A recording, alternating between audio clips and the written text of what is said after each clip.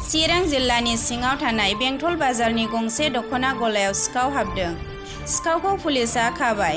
दुखुनांथाव खौरां, दिनै थांनाय हरनि समाव चिरां जिल्लानि सिङाव थानाय बेंटल बाजाराव मिलिका बसुमतारीनि गंसे दख'ना गलायाव सिखाव हाबो आरो खमैबो 1,30,000 रांनि बेसेननि दख'ना, जोमग्रा, सादोर आरो ब्लाउस बायदि बायदि मुवाफोरखौ लानानै थाङो।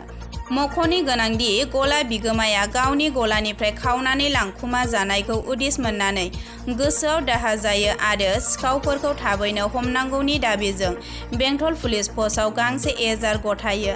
बे जाथायखौ नोजोर लाखिनानै बेंटल पुलिस पस्टनि आइसिआ गावनि हानजाखौ लानानै सासे सन्देह खालामजानाय नख'राव सिग्रोम होयो आरो खावनानै लांखुमानाय मुवा बेसादजों लोगोसे सानै इलिसन नार्जारी आरो मेहेल नार्जारी मुंनि सिखावखौ पुलिसा हमनानै लाबोयो। आबुं मोनथिनो थाखाय पुलिसा सिखावफोरखौ सोंनाय फिन्नाय खालामगासिनो दङ।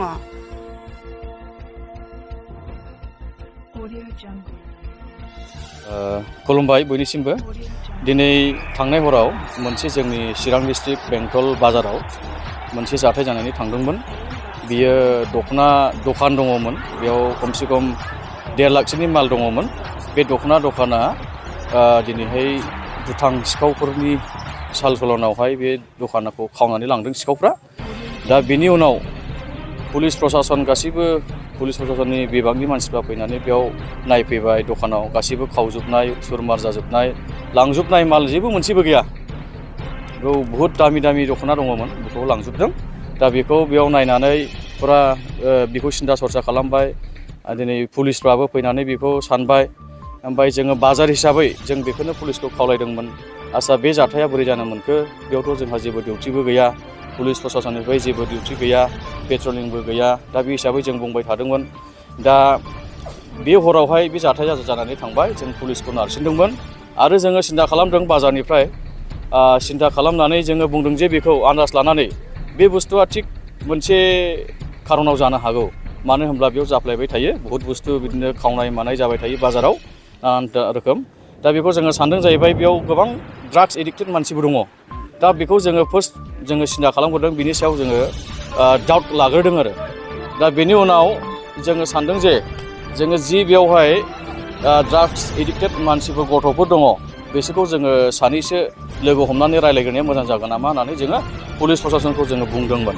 दा बिथांमोना प्रशासननिफ्राय थांनानै लोगो हमहैदों। थिग बे सन्देह खालामनायानो बेनो जानो हादों आरो दिनै। दा बेवहाय जाय खावदोंमोन, जायखौ लोगो हमहैदों ड्राग्स एडिक्टेड बिसोरो बिदिनो खावफ्लायबाय थायो आरो बेंटल हालामनि मानसिनिनोखा, लकेल मानसियानोखा। दा बिसोरनो बे खामानिखौ मावदोंमोन आरो। दा थिग दिनैहाय लोगो लोगोनो थांनाय हराव सिखावा खावबाय, लोगो लोगोनो फुंनि 9टासो टाइमाव दा बे सिखावफोरखौबो हमनो हाबाय। दा गासैखौबो बुस्थुफोरखौ मोनफिनबाय। मोनसे मोननै गोमादों जानो हागौ।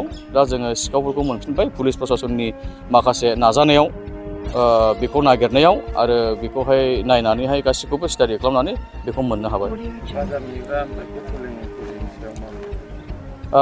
दिनै बाजारावथ' जेबो पुलिस प्रशासननिफ्राय मोनसे मोनायोब्लानो जेबो पेट्रलिं बा डिउटिबो गैखायानोखा, बेखौ आङो बुङो।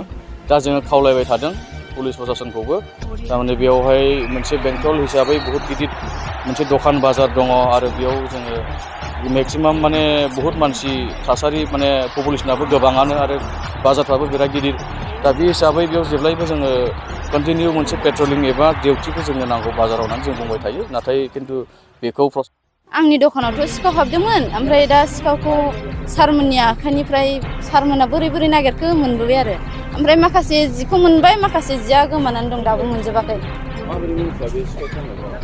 थारमाने सारमोना टारगेट खालामनाय बायदि जाबाय आरो ना। माबा मा होनो, आंथ' खोन्थादोंमोन इदि मानसि नोजोर होबाय थायोमोन होननानै। ओमफ्राय दा सारमोन, आंनि टारगेट बायदि सारमोना थांनानै मोनबोबाय आरो। नामखौ आं मिथिया, नोंसोरो बैयाव दं सिखावा, माबानो हागोन। बे बेंटल एरियानिनो। औ, ओमफ्राय आंथ' सिगाङाव बिदि मालाबाबो जाफेराखै आरो आं दखान होनायाबो बारा गोबाव जायाखैमोन ना। बेयाव माखासे जिखौ मोनबाय, बिदिनो सिम्पोल जिफोरा माखासे गोमाबाय। ओमफ्राय सेक दख'ना दाम गोसानि दंमोन माखासे, बिसोर गांब्रैसो गैला आरो। बे खावलायनाया खमावबो 1.5 लाखसो थांगौमोन आरो। सिखावखौथ' बेयाव सानै नुदों। जानो आंथ' मिथिला साबैसेमोन बिसोरबा टिमाबा आंथ' दा